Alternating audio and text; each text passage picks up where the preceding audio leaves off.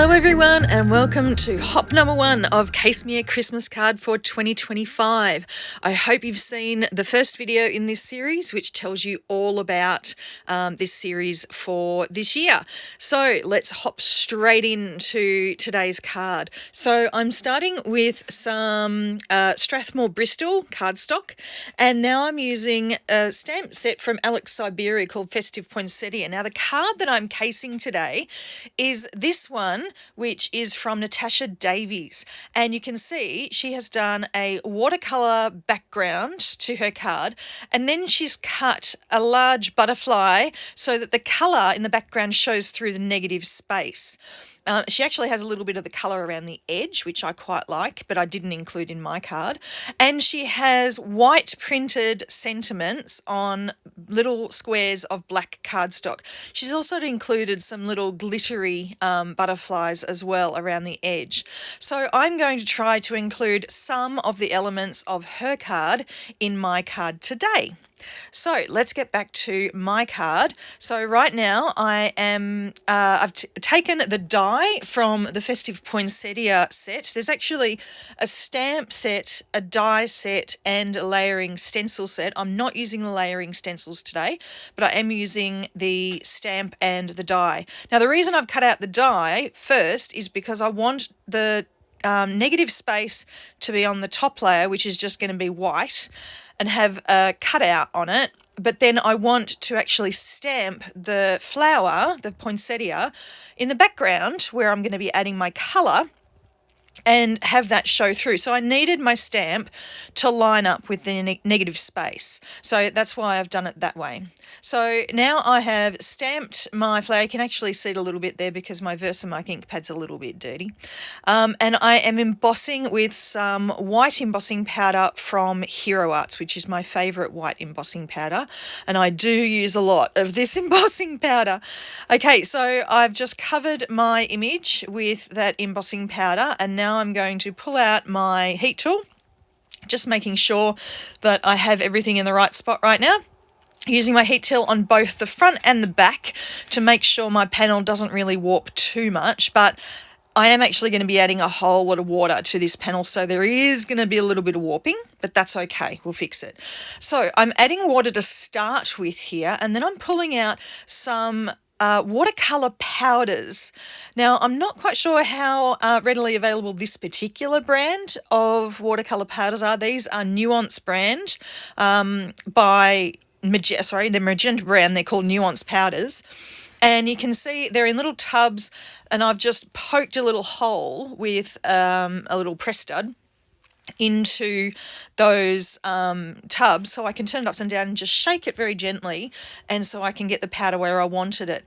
Now I've tried to keep the red powder on the poinsettia flower and get the green powder on the leaves, but you can see I'm also using my paintbrush here to just spread the colour around a bit, and I'm not getting too fussy about where it goes. I don't want it to be an absolutely perfect sort of watercoloured look. I want it to be a little bit like ink smushing, because that's what Natasha's card looked like. It looked like she did ink smushing in the background, but she certainly did a watery technique on her card. So that's pretty much all I'm going to do with those powders now, and I'm just going to dry this off with my heat tool. So I got out the heat tool again and make sure that is nice and dry. I don't want to overheat it because I don't want to remelt that embossing powder, but I am making sure that it is nice and dry, and make sure I don't have any little puddles. Again, heating from the back as well to make sure I don't get too much warping, but as you can see, it is a little bit warped. So whenever I have a watercolor panel that is a little bit warped, I try and pull out the big guns of adhesive and use my Scotch ATG, which has really strong adhesive in it, and I find it holds really, really well when you have a panel that is warped because of either too much heat or too much water, or in this case both. It'll hold it nice and flat against your card base. I also make sure I always use 110 pound Neenah as my card bases because it holds nice and firmly. Okay, so now I've got that negative piece that I cut in the very first place, the one that I used to make sure that my stamp was lined up perfectly. And I'm just adding a whole heap of foam tape. So this is Altenew double-sided foam adhesive, and I've just cut a whole lot of pieces to cover that entire panel. And now I'm going to try very hard to line it up nice and neatly. It was a bit tricky because you can see it's the bits at the top at the moment are a little bit bent because the edges, some of the bits were a bit thin, so I had to make sure I put them in exactly the right spot. But I made sure that I left the backing tape on those little bits so that I could put them on separately to get them nice and straight. So here we go with the last bit. I left the backing tape on so I could make sure I could line it up perfectly straight. And there we go. Now, for the sentiment on this card, I'm actually cheating because I have some pre-printed and die-cut sentiments. This is from the Spellbinders Home for Christmas Sentiment set. And this is a better press set.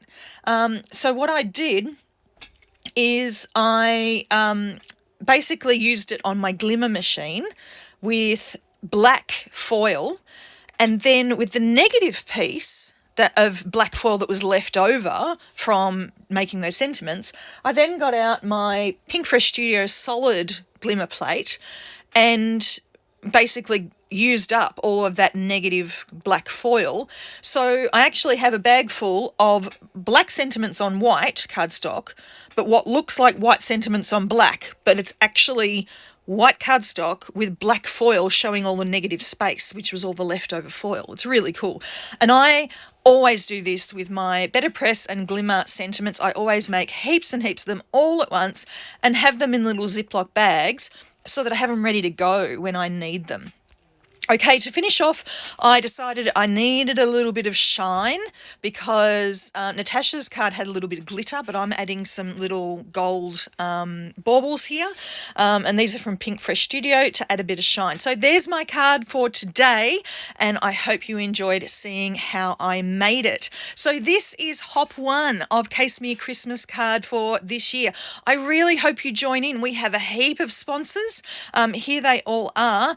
And all you need to do to join in, either follow along on the hop, leave comments along the hop. Today's hop is all on YouTube.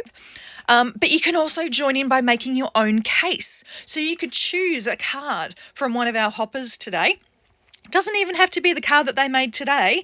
Just choose a card that they've made during the year and make your own case. Then you can link up your creation on my blog. There is a link in the description of this video down below, and you can link up your own card for a chance to win one of 16 prizes from our amazing sponsors. So I hope you join in. It's amazing all the prizes that are available, and I hope you enjoy following along the rest of the hop. There are a heap of wonderful crafters in the hop today, so I hope you enjoy following along. Thanks so much for watching, and I'll see you back again next time. Bye.